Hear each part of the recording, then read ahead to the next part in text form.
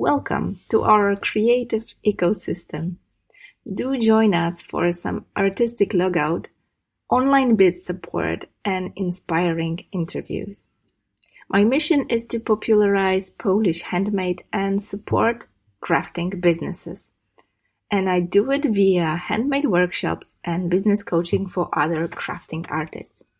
Do join our world for some inspiration. Handmade from Poland. Today we've got a guest I'm going to be talking about soap making, raising eco-awareness by handmade, and of course, we're going to be talking about handmade candles. But to cut the long story short, I'll introduce you to Agnieszka Zdunek, who is my number one go-to person when it comes to eco-awareness. It turns out that handmade can be a huge tool to actually become a green or greener person on a daily basis. Aga, please tell our audience a couple of words about what you do and how we became to come here. Hi, Aga. It's so great to be on your podcast again. Actually, on the Handmade from Poland is the first time. But we have been on I have been on your podcast one time or two times, don't even remember. But our history goes long way back to like 5 years, 4 years, something like that. Well, my name is Agnieszka Zdunek. I obviously come from Poland, and I call myself motivational educator on ecology. It sounds much better in Polish. What I do is I teach women how to go to the greener part of their life using little steps. Because in my opinion, when we try to be zero waste at one day, altogether one day, we get frustrated. So it's so much better to be less waste multiple times every single day than zero waste just one day.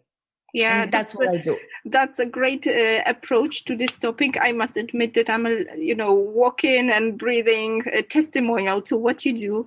It also has been my priority to, become a more eco-friendly person. Start, daily activities in that direction. But there was always something happening. There was like life happening.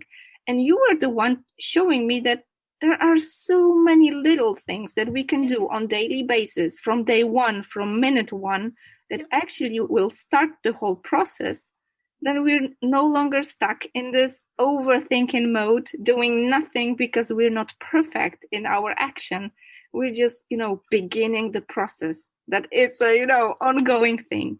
But how it became that you connected, eco-awareness, becoming less waste, with such a fun stuff as candle making, handmade cosmetics, soaps. How did that all come together? Well, actually, it all started with soy candles because 10 years ago, I wasn't this green person. I was just a single mom, a corporate worker, and I was so tired because I wanted to be perfect in each single thing that I was doing. I wanted to be a perfect mom. I wanted to be a perfect employee. I wanted to have the best clean house in the whole area. And I was so tired. And I remember when my daughter was 2.5, I was in my car with her in the back seat, and I fell asleep. I fell asleep in my car driving my little girl to a swimming pool, and I woke up hearing this, honky sound behind me because the driver behind me just started, not screaming, but, honking. And that was the day that I realized that I need to do something for myself. I need to rest and do something for myself. Otherwise, I will not be able to be a mother. I will not be able to be an employee. I will just basically die because I was so tired. And I started looking for many ways how to get relaxed, how to become more relaxed. I started crocheting, as you do. I started sewing, like, dresses, pants, or so on. But that wasn't it. But then, just like by accident, I came across to soy candles. And that was it. So really soy candles saved my life.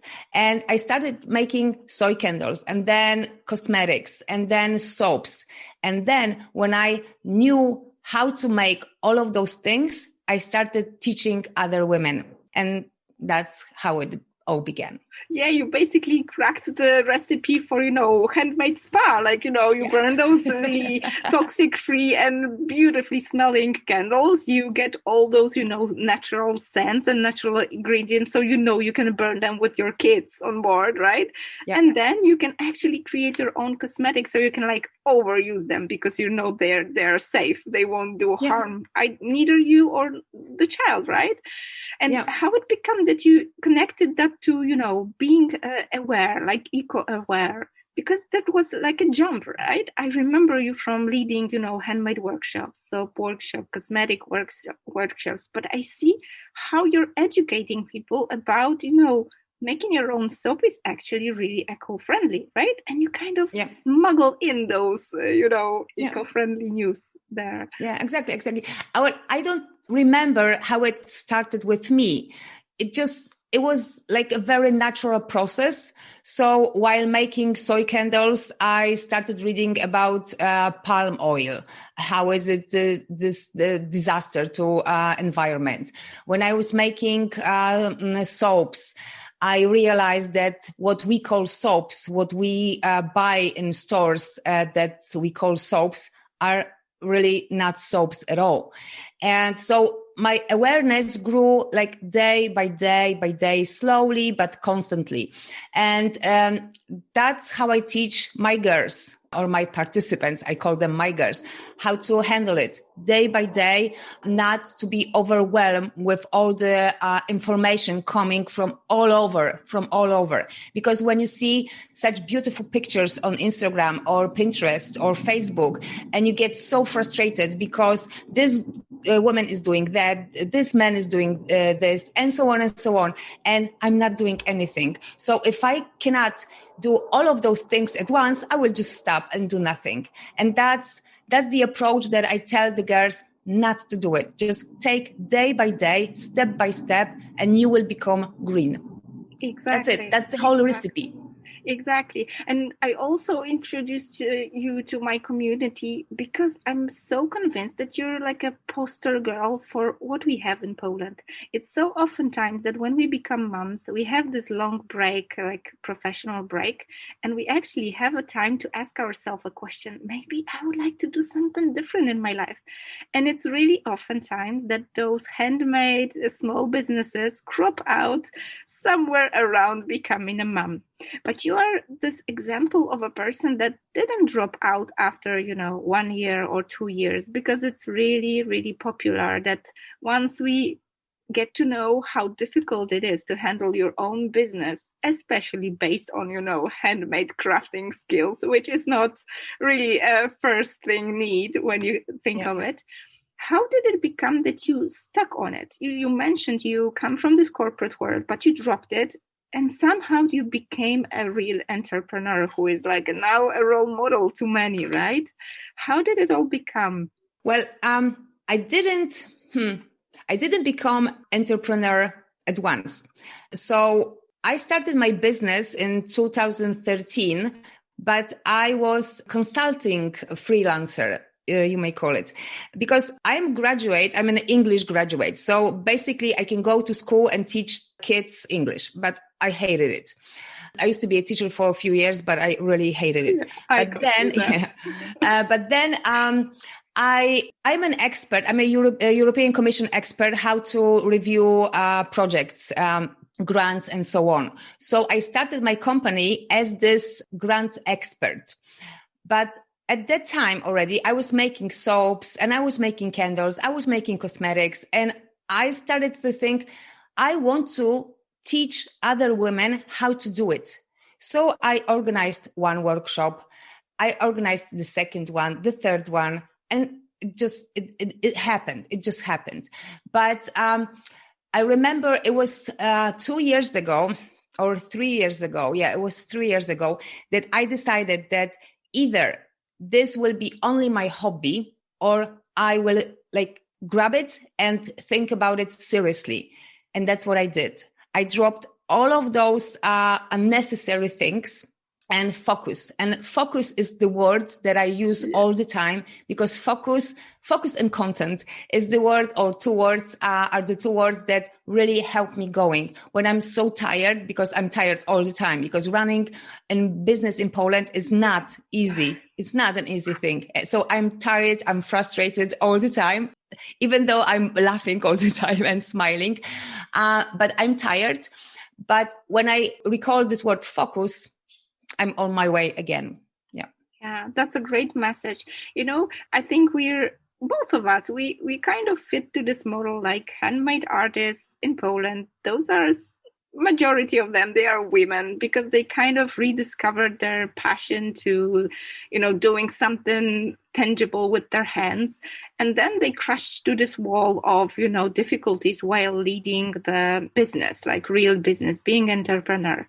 And it might sound funny, but, it's not only about our handmade skills, but also about business skill. Yeah. And I'm thinking about, we kind of know how many of us there are and how many don't make it, like give up somewhere along the way. What do you think comes to your mind when you think of, this phrase, Polish handmade or handmade from Poland? Do you think there is this message that people should know about us, Polish crafters, that we could send to the world to break those stereotypes about, old ladies doing crocheting, socks and stuff like that? Yeah, I think that handmade from Poland can be, there are so many ways that you can perceive handmade from Poland. For me, handmade from Poland is modern design.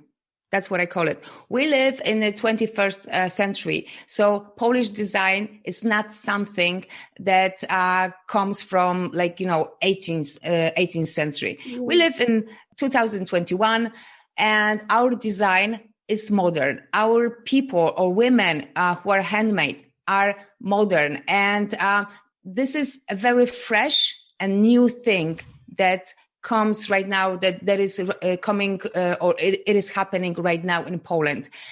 I see so many beautiful pictures or paintings or crocheting or candles or soaps, and they're all handmade.